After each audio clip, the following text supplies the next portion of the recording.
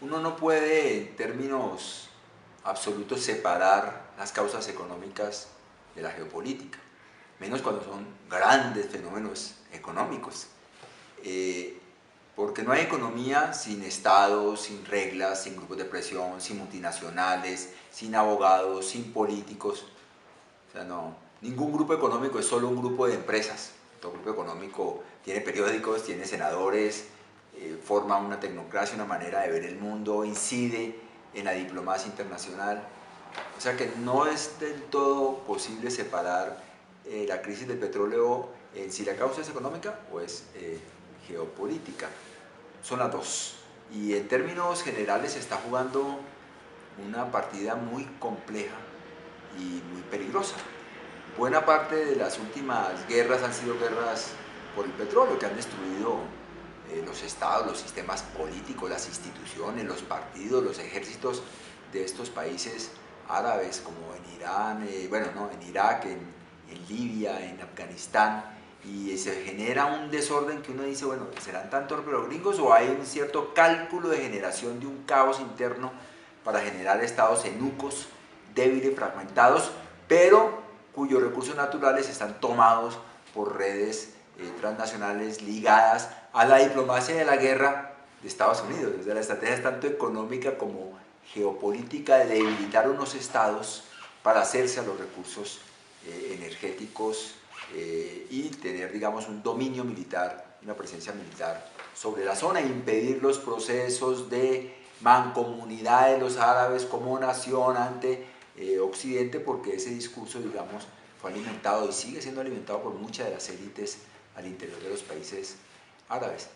La subida de los precios, la caída, perdón, de los precios del petróleo hay que verla en parte respecto de ese escenario, porque digamos hay una reacción del cartel de los productores de petróleo, porque los Estados Unidos quisieron entrar con mucha agresividad y fuerza a través de una nueva tecnología, a ser un gran productor de petróleo, no tener más que importarlo, incluso con la posibilidad de ser un gran exportador de petróleo, entonces quitarle no solo rentas económicas, sino poder político y presencia política internacional a estos países. Entonces lo que se está jugando ahí es una reacción de un grupo de países para no dejarse excluir de un mercado geopolítico y un mercado económico, inundando, si se quiere, el mundo con excedentes petroleros para que el precio vaya hacia la baja y no sea tan rentable la entrada de una nueva tecnología que por el momento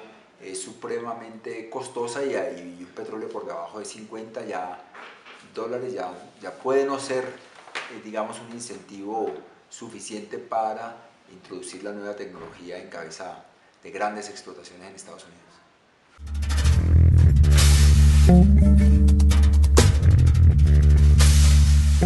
Es muy improbable que los precios se recuperen este año.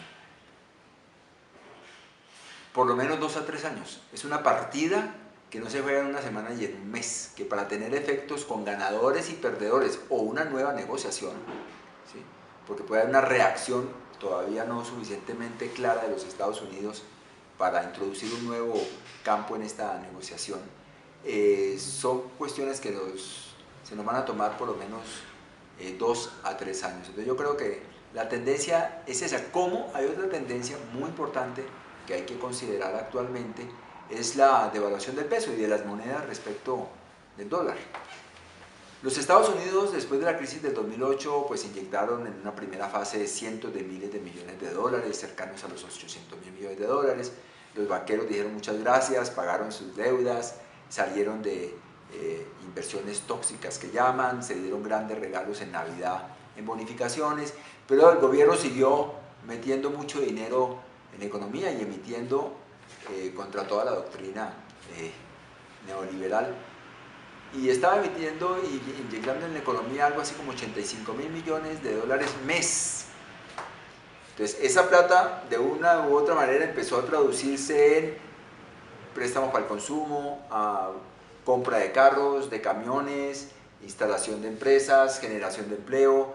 Entonces activó la economía norteamericana, pero buena parte de de ese capital no se quedó dentro de Estados Unidos, sino que se exportó como capital excedentario, parte como préstamo y parte para el desarrollo del sector energético, de minería, petróleo, carbón, hierro, níquel, estaño, plata, ¿sí? Creo que ya estamos asistiendo al fin de esa tendencia. Con la decisión de pasar de inyectarle a la economía 85 mil millones de dólares a más o menos 10 o 15 mil millones, hay menos excedentes y por tanto menos exportación de capital vía crédito y menos capital para invertir en infraestructura de energética en el tercer mundo, por ejemplo en Colombia y en América Latina, y una tendencia entonces a que hay menos dólares en nuestra economía. Como hay menos dólares en nuestra economía, el precio del dólar sube, entonces se necesitan más pesos para comprar cada dólar.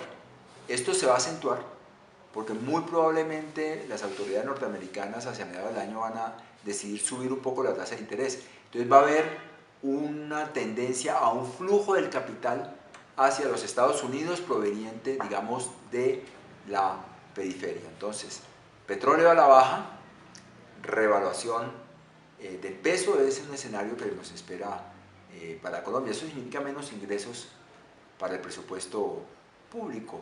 Digamos que las compañías petroleras en Colombia han estimado que en los siguientes 2-3 años van a disminuir en un 22% las inversiones en nuevas exploraciones y explotaciones de hidrocarburos. Entonces, el precio del petróleo bajó, tenemos menos plata, y las inversiones futuras van a ser menos, tendremos aún menos plata. Entonces, eso desfinancia un Estado que compensa en parte esa pérdida por el hecho de la devaluación, y entonces lo que vaya a vender en el mercado internacional le van a pagar un poco más de pesos que antes, pero una compensación que no va a ser suficiente. Por lo tanto, el escenario fiscal colombiano de los siguientes, y 2 o 3 años a venir, es de mayor restricción de recursos.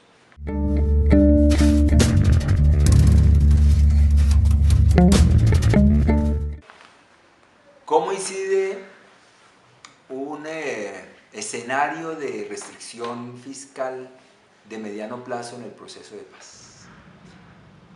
Yo lo primero que creo que hay que considerar es que la FARC decidió pasar la hoja de la guerra militar hacia la confrontación política, y están buscando una negociación política para ese paso, para hacerlo con dignidad, para no desarticularse, para mantenerse como estructura, y por tanto hay mucho interés en la parte de las reformas de carácter territorial y mucho interés en el apoyo a las bases sociales a partir de las cuales ellos hablan, y habrá mucho interés prontamente en las garantías para el ejercicio de la política y la conversión de ellos en uno o varios movimientos o partidos de carácter político.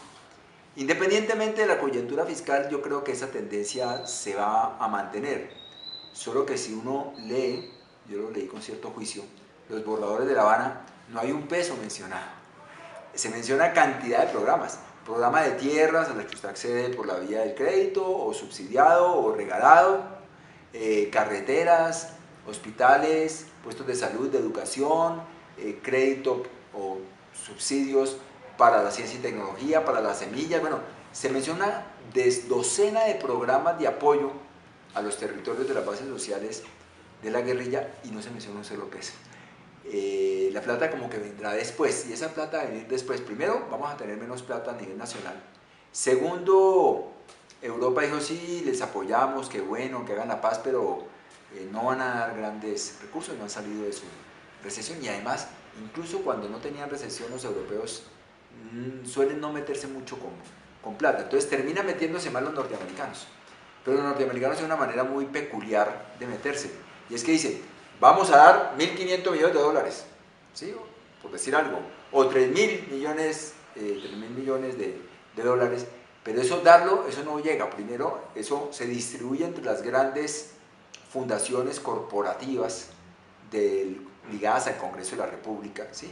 Y ellos se quedan con el 80% de la plata, y la plata que llega, que será el 60% si acaso, de la plata que es asignada, es para subcontrataciones con particulares. O sea, la política de Estados Unidos de asistencia poco fortalece la institucionalidad y los procesos territoriales, y es una manera muy peculiar de mantener una gigantesca injerencia en los países a través del enriquecimiento de una cantidad de buscadores de renta que ejecutan la política imperial en los países, para empezar por repartiéndose el presupuesto desde el Congreso de la República de ellos, y después a través de las fundaciones que tienen en el tercer mundo, que ejecutan cada vez más la plata por vías privadas y no por vías estatales. Entonces el gobierno colombiano va a tener mucho problema cuando firme la paz, diciendo: ¿y cómo vamos a financiar esto? Entonces va a justificar una parte por, bueno, entonces hagamos un esfuerzo entre todos, reforma tributaria para la paz, y todos tenemos que poner un poquito de plata. Pero en un momento en que el ritmo de la economía baja y que la entrada de capital disminuye, o sea, no va a haber mucho espacio para hacer una gran reforma tributaria. No creo que vayan a dar mucha plata a los europeos, aunque van a hacer mucho bombo y alguno y que otro proyecto, esto para los indígenas, para las mujeres, para el medio ambiente, para el carbón, van a dar proyecticos, van a hacer más bulla, creo, que plata. Y los gringos, a su manera, van a decir: nosotros sí estamos comprometidos y los ejecutamos a través de nuestras propias agencias. Queda una cosa más, y es la tendencia a que tanto el exguerrillero como sus bases sociales, póngale 10.000 guerrilleros como unas bases sociales de 100.000 o 200.000 personas, les vayan a hacer, es una oferta de entren como usuarios y beneficiarios de Familias en Acción, ¿sí? Y de esos proyectos de subsidios uno a uno, que ya tienen a 2.900.000 familias, son como 15 millones de personas. Entonces ya los altos funcionarios del Estado le dicen a uno: si ya sabemos atender 15 millones de personas, ¿qué son 100.000 o 200.000 más? Ya esto está inventado, hagamos algunas cositas diferentes al lado de esto, pero la mayoría del gasto para la paz es abrir todavía un poco más el margen de eso que ya está funcionando muy bien y que legitima mucho al régimen y que reproduce mayorías de alcaldes, de gobernadores y de presidentes, que es tratarlos a través de subsidios del Estado para la población necesitada.